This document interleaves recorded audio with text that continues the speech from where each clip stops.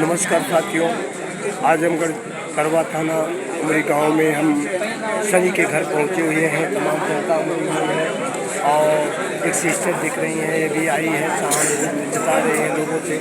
मैं जानना चाहूँगा अपना पूरी परिचय देते हुए और आप लोगों के सामने सारी कहानी को बताएंगे। मेरा नाम डॉक्टर गीता है।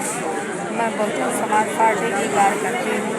मैं सदर जिला पंचायत मेहनारपुर जनपद आजमगढ़ की रहने वाला हूँ।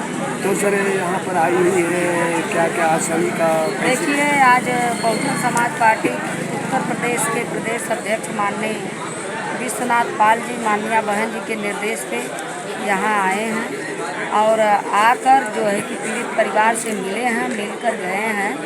तो वही हम लोग आए थे और जिस दिन सनी कुमार जी की मृत्यु भी हुई उस दिन थाने पर तरमा थाने पर मैं गई थी। वहाँ पे देखी कि जिस तरह से उस बच्चे की मौत हुई है, जो बता रहे हैं कि बाथरूम में गया हुआ फांसी लगा के मर गया, तो पूरे मौके की जायजा लेते हुए ये देखा जा रहा है कि उस बच्चे की हाइट काफ़ी लंबी थी, वज़न भी 75 किलो था। अगर 75 किलो के लगभग अगर वह एक लोअर के नाड़े से अगर वह फांसी लगाएगा तो रस्सी टूट जाएगी।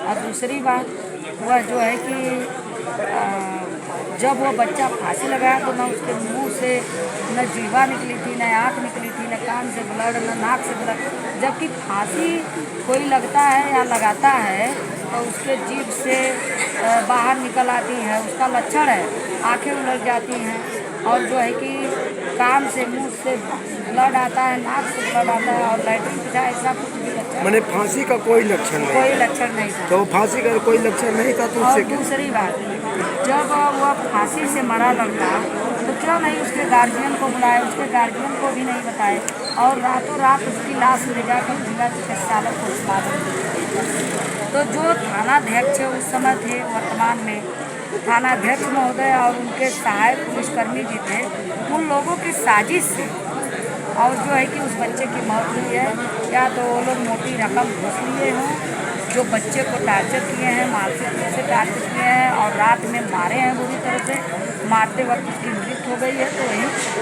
जो है कि कह रहे हैं कि वो फांसी। सिस्टर, थाने में पूछताछ के लिए 24 घंटे के लिए रखा जाता है, लेकिन कितना घंटा? जी, मैं आपको बता दूँ, ये नॉर्मल बात है, सब लोग जानते हैं कि किसी भी थाना में चाहे जितना बड़ा मुजरिम हो, चाहे कुछ भी हो, अगर उसको 24 घंटे से ज़्यादा उसको लॉकअप में नहीं रखा जाता, उस पर FIR करके चला दिया जाता है। लेकिन 4 दिन तक उसको थाने में रखा गया और रखने के बाद उसके कोई का जो है कि न चालान किया गया न कुछ किया गया। तो इससे साफ यही जो है कि निर्णय सामने आता है कि जो विरोधी लोग FIR कराए थे उस पार्टी के लोग जो है कि थानाध्यक्ष को मोटी रकम दिए और वह 3 दिन तक बच्चे को टार्चर करता रहा, चौथे दिन उसे जान से। सिस्टर, मैं आपसे ये भी जानना चाहूँगा, अगर शायद आप वहाँ गई होंगी तो जानकारी होगा कि सनी के विपक्षी वालों ने सनी के खिलाफ जो दरखास्त दिया था, रिपोर्ट दर्ज कराई थी, क्या वह गिरफ्तारी का धारा बनती थी? नहीं, कुछ नहीं बनता था। जो रिपोर्ट दर्ज कराई, देखिए सनी कुमार जी इतने बड़े तो मुजरिम थे नहीं, जिनको जो है कि एक दिन पुलिस बुलाई, ये गए, इनके मामा चंदन जी थाने पर लेकर गए, पूछताछ करके SO जी छोड़ देते। फिर दूसरे दिन एक गाड़ी में 5-6 लोग आते हैं, 6 पुलिसकर्मी, थानाध्यक्ष साथ उसको उठाकर ले जाते हैं और ले जाने के बाद अगर आप जो इस तरह की चीज़ें हैं तो आप क्यों नहीं पहली बात उसके खिलाफ जो है कि आप FIR किए और 24 घंटे के अंदर चालान क्यों नहीं? तो इससे साफ जाहिर है सर, देखिए कि इसमें प्रशासनिक अधिकारियों की मिलीभगत है और जो है कि एक वो अपने घर का इकलौता बेटा था, आज उसका बेटा इस दुनिया से चला गया। एक बहन विकलांग है, उसके ऊपर दुखों का जो है कि पहाड़ जो है कि गिर पड़ा है और जो है कि थानाध्यक्ष आज भी फरार है, न उसके ऊपर कोई जो है कि सजा हुई न कुछ हुई। तो हमारी मांग यही है कि सबसे पहले थानाध्यक्ष को गिरफ्तारी की जाए और जो सहायक पुलिसकर्मी को गिरफ्तार करके सख्त किया जाए, उनको कड़ी से कड़ी सजा। मैंने आपका कहना है कि जो वहाँ के थानाध्यक्ष थे या उसमें मिले जुले विभाग के पुलिस से उनकी गिरफ्तारी की जाए। जी एकदम की जाए, क्योंकि थाना अध्यक्ष और वो जो जितने पुलिसकर्मी थे वो कहाँ थे, उनकी ड्यूटी कहाँ थी? उनकी गैर जिम्मेदारी यहाँ गैर साबित जिम्मेदारी होती है। और दूसरी बात, इतना बड़ा वो नहीं है कि जो है कि वह लड़का जो है कि इससे साफ जाहिर है कि एक नारे से वो कैसे मर जाएगा है? और जबकि मैंने गई हूँ, मैं निरीक्षण की उस दिन जिस दिन बच्चा मरा, ये लोग पोस्टमार्टम के लिए गए, मैं अंदर गई तो मैंने शौचालय की ऊंचाई देखी कि जो खिड़की है वह 2 फुट ऊपर से लेकर बहुत होगी 4 फुट है, और उसकी लंबाई के कैसे मर सकता है, तो सवाल बनता है।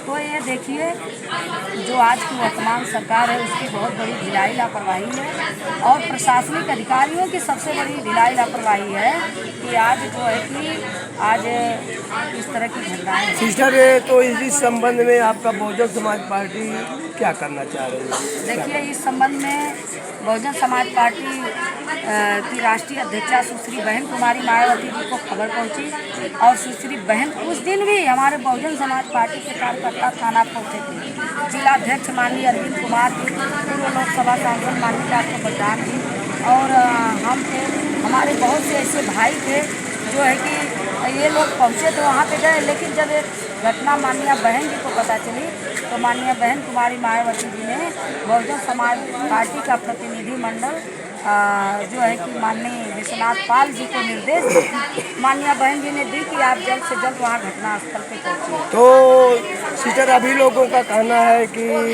सनी के परिवार को न्याय मिले। तो जी, अभी जो माननीय विश्वनाथ पाल प्रदेश अध्यक्ष जी के जो नेतृत्व में जो अभी प्रतिनिधिमंडल आया है, उन्होंने पीड़ित परिवार से मिला और उसकी निगरानी की, छानबीन की, और इससे साफ जाहिर हुआ है निष्कर्ष स्वरूप कि इसमें जो है कि थानाध्यक्ष और प्रशासनिक अधिकारियों की जो है कि लापरवाही की वजह से, और उनके जो है कि उनका भी इसमें इस हत्या में हाथ है, और ये घटना जाकर माननीय बहन जी को बताएंगे, और माननीय बहन जी इसमें कड़ा एक्शन लेंगे, शासन प्रशासन को भी कड़ा एक्शन लेंगी कि भाई जो सन्नी कुमार जी हैं उनके पीड़ित परिवार को जो है कि उचित न्याय मिले। सीबीआई के तहत जांच हो, सीबीआई के तहत जांच करा के अगर कोई प्रशासनिक अधिकारी दोषी पा रहा है, थाना अध्यक्ष या और सहायक पुलिसकर्मी पा रहे हैं, तो उसके ऊपर कड़ी से कड़ी कार्रवाई करके उनको सस्पेंड करके उन पर जो है कि उनको सजा दिलाकर पीड़ित परिवार को न्याय दिलाया। थैंक यू, नमस्कार।